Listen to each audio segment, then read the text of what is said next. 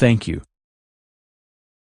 My fellow citizens, I stand here today humbled by the task before us, grateful for the trust you have bestowed, mindful of the sacrifices borne by our ancestors.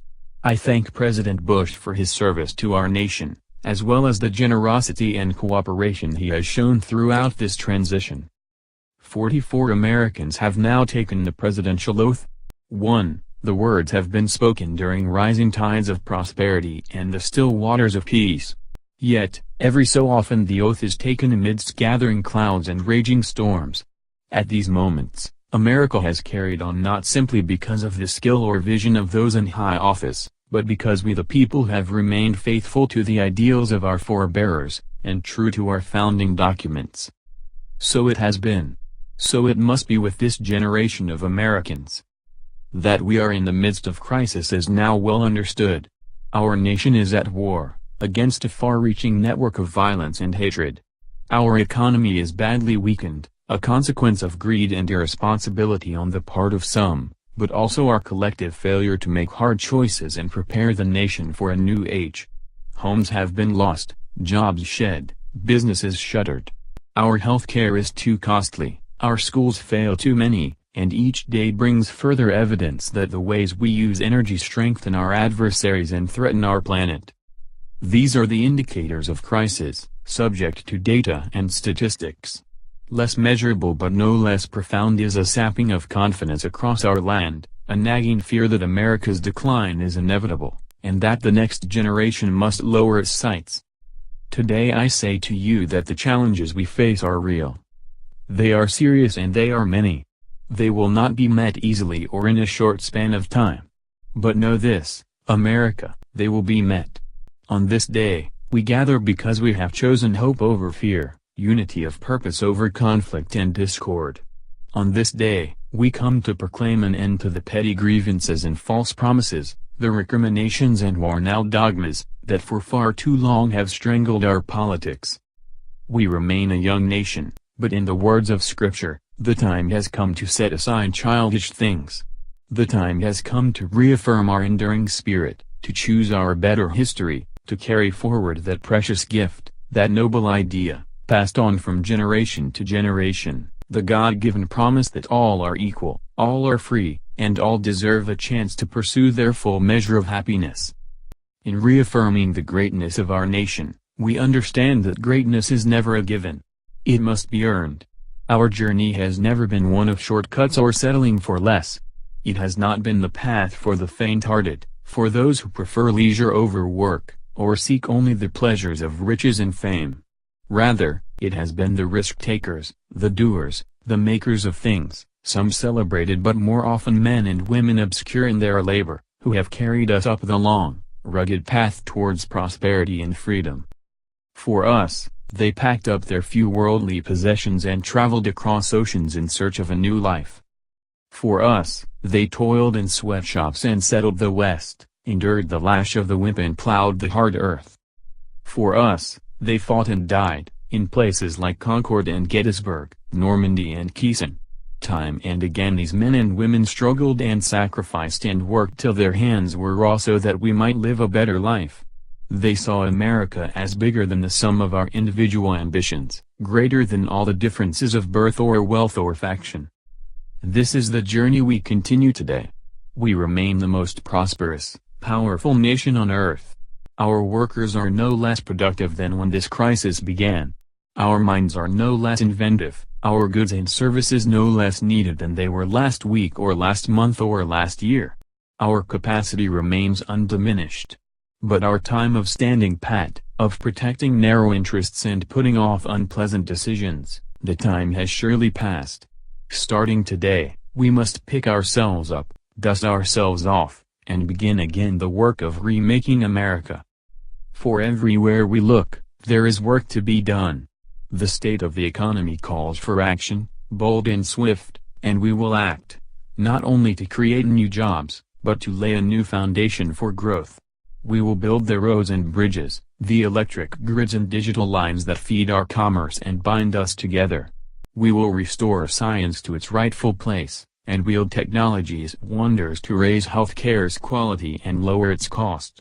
We will harness the sun and the winds and the soil to fuel our cars and run our factories. And we will transform our schools and colleges and universities to meet the demands of a new age. All this we can do. All this we will do. Now, there are some who question the scale of our ambitions, who suggest that our system cannot tolerate too many big plans. Their memories are short. For they have forgotten what this country has already done, what free men and women can achieve when imagination is joined to common purpose, and necessity to courage. What the cynics fail to understand is that the ground has shifted beneath them, that the stale political arguments that have consumed us for so long no longer apply. The question we ask today is not whether our government is too big or too small, but whether it works, whether it helps families find jobs at a decent wage, care they can afford, a retirement that is dignified. Where the answer is yes, we intend to move forward. Where the answer is no, programs will end. And those of us who manage the public's dollars will be held to account, to spend wisely, reform bad habits, and do our business in the light of day, because only then can we restore the vital trust between a people and their government. Nor is the question before us whether the market is a force for good or ill. Its power to generate wealth and expand freedom is unmatched, but this crisis has reminded us that without a watchful eye, the market can spin out of control, and that a nation cannot prosper long when it favors only the prosperous. The success of our economy has always depended not just on the size of our gross domestic product, but on the reach of our prosperity, on our ability to extend opportunity to every willing heart, not out of charity, but because it is the surest route to our common good. As for our common defense, we reject as false the choice between our safety and our ideals. Our founding fathers, faced with perils we can scarcely imagine, drafted a charter to assure the rule of law and the rights of man, a charter expanded by the blood of generations. Those ideals still light the world, and we will not give them up for expedience's sake. And so to all the other peoples and governments who are watching today, from the grandest capitals to the small village where my father was born, know that America is a friend of each nation and every man, woman, and child who seeks a future of peace and dignity, and that we are ready to lead once more. Recall that earlier generations faced down fascism and communism not just with missiles and tanks, but with sturdy alliances and enduring convictions. They understood that our power alone cannot protect us, nor does it entitle us to do as we please. Instead, they knew that our power grows through its prudent use, our security emanates from the justness of our cause, the force of our example, the tempering qualities of humility and restraint. We are the keepers of this legacy. Guided by these principles once more, we can meet those new threats that demand even greater effort, even greater cooperation and understanding between nations. We will begin to responsibly leave Iraq to its people, and forge a hard-earned peace in Afghanistan. With old friends and former foes, we will work tirelessly to lessen the nuclear threat, and roll back the specter of a warming planet. We will not apologize for our way of life, nor will we waver in its defense, and for those who seek to advance their aims by inducing terror and slaughtering innocents, we say to you now that our spirit is stronger and cannot be broken, you cannot outlast us, and we will defeat you. For we know that our patchwork heritage is a strength, not a weakness. We are a nation of Christians and Muslims, Jews and Hindus, and non-believers.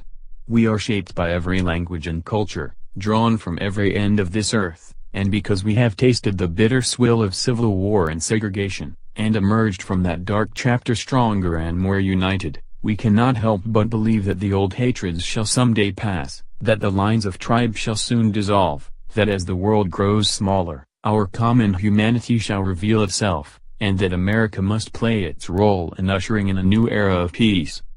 To the Muslim world, we seek a new way forward, based on mutual interest and mutual respect. To those leaders around the globe who seek to sow conflict, or blame their society's ills on the West, know that your people will judge you on what you can build, not what you destroy. To those who cling to power through corruption and deceit and the silencing of dissent, know that you are on the wrong side of history, but that we will extend a hand if you are willing to unclench your fist. To the people of poor nations, We pledge to work alongside you to make your farms flourish and let clean waters flow, to nourish starved bodies and feed hungry minds. And to those nations like ours that enjoy relative plenty, we say we can no longer afford indifference to the suffering outside our borders, nor can we consume the world's resources without regard to effect. For the world has changed, and we must change with it. As we consider the road that unfolds before us, we remember with humble gratitude those brave Americans who, at this very hour, patrol far-off deserts and distant mountains.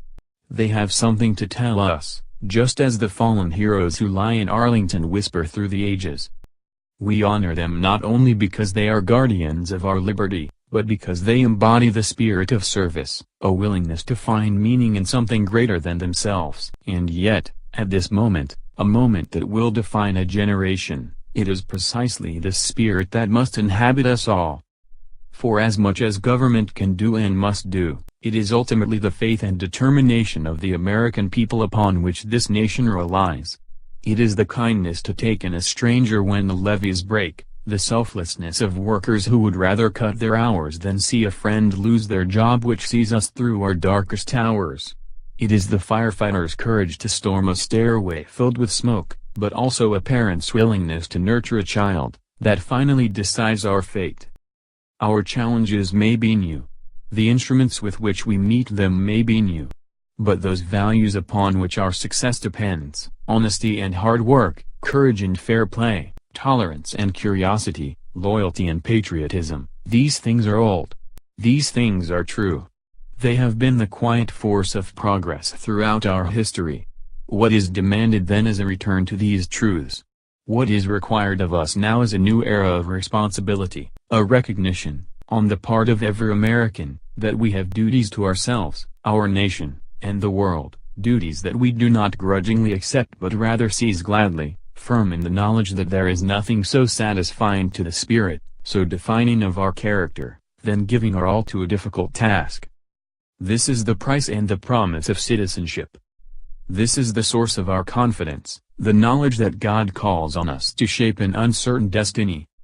This is the meaning of our liberty and our creed, why men and women and children of every race and every faith can join in celebration across this magnificent mall, and why a man whose father less than 60 years ago might not have been served at a local restaurant can now stand before you to take a most sacred oath.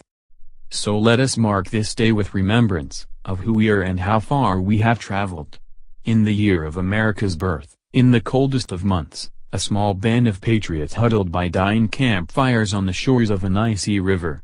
The capital was abandoned. The enemy was advancing. The snow was stained with blood. At a moment when the outcome of our revolution was most in doubt, the father of our nation ordered these words be read to the people, too. Let it be told to the future world that in the depth of winter, when nothing but hope and virtue could survive that the city and the country, alarmed at one common danger, came forth to meet it. 3. America, in the face of our common dangers, in this winter of our hardship, let us remember these timeless words. With hope and virtue, let us brave once more the icy currents, and endure what storms may come. Let it be said by our children's children that when we were tested we refused to let this journey end, that we did not turn back nor did we falter, and with eyes fixed on the horizon and God's grace upon us, we carried forth that great gift of freedom and delivered it safely to future generations. Thank you. God bless you. And God bless the United States of America.